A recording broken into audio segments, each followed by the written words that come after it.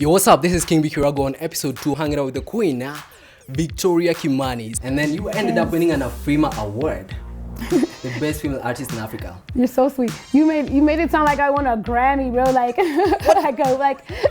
What do you mean? But I'm just joking. No, literally, that's literally winning the biggest. No, you know what? Mm-hmm.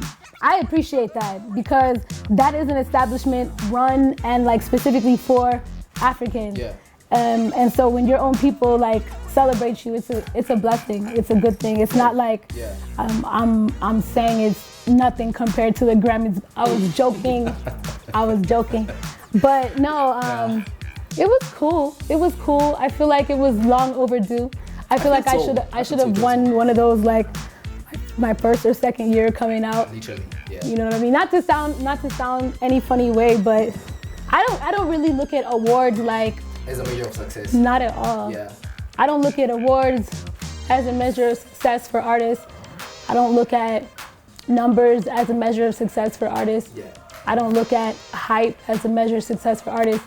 I literally look at art like what did you create? What did you bring to the game that's like gonna stick in people's brain? Like how did you push the limit to what's already happening? Yeah. Let's go a bit off tangent. We've Okay. been very outspoken about the standards, especially as regards the Kenyan music industry, in terms of pay, in terms of the way we treat Kenyan artists. Everywhere I go in the world, people support their own. They have created an industry where everybody gets paid. Yeah. Everybody, from the radio presenters to the artists, to the makeup artist, to the stylist, the director, the assistant, everybody gets paid.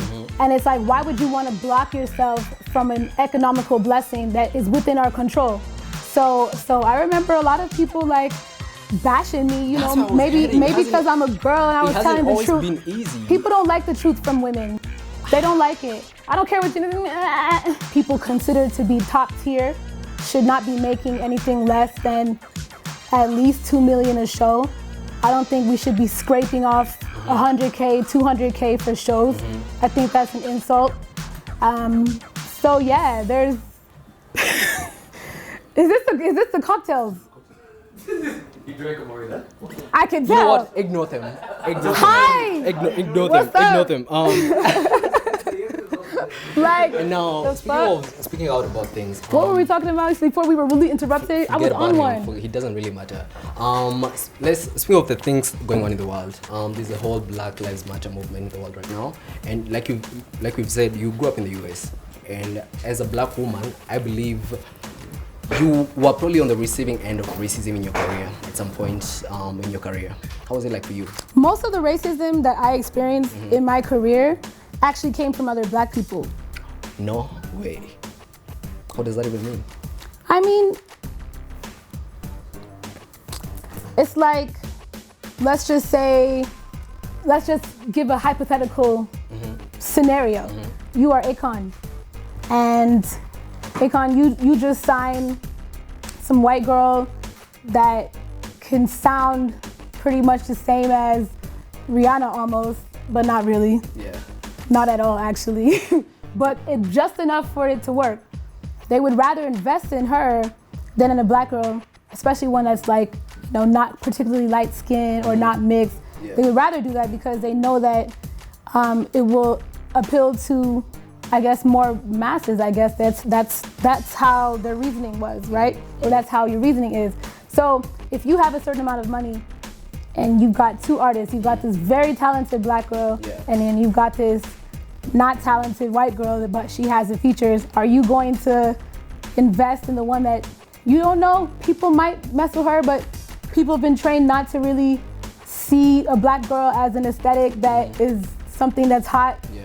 You know, and if they do, it's only 1 or 2 times. It's not like, it's not all of you. All of you are not welcome, and it's only 1 or 2 of you. Yeah. So it's unfortunate. Most of the cases I've experienced with racism lit in the music industry came from black people, black A&Rs, producers. I never really got discriminated with producers because producers like to work with me because I also write songs. So me and producers have no problems. But it was always like A&Rs, executives, and people who like think that they run labels. Yeah. What are your current top 5 favorites in the country? musically. It doesn't have to be rappers, it doesn't have to be singers, everybody. Top, what do you mean? Top 5, like musicians. Okay, musicians. Yeah. Boutros is one. Boutros, I said it. Karun is one. I love Karun. Sani is one. Hallelujah. This is so hard. You guys are really putting me. Okay.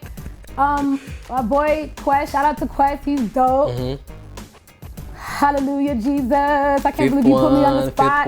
Fifth At one. least give me the contact before I tell you the fifth one. How can you like? This is horrible. Because if I don't say this person, then they're gonna be like, No, I mean, well, if you I can't don't, believe you went to NRG and didn't mention me. if you don't mention them at the top, it doesn't necessarily mean they're not good. You know? Who's the fifth? One for the fifth.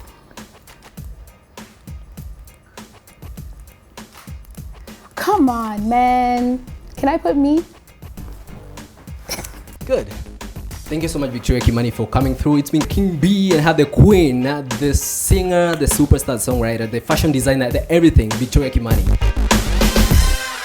Energy Radio.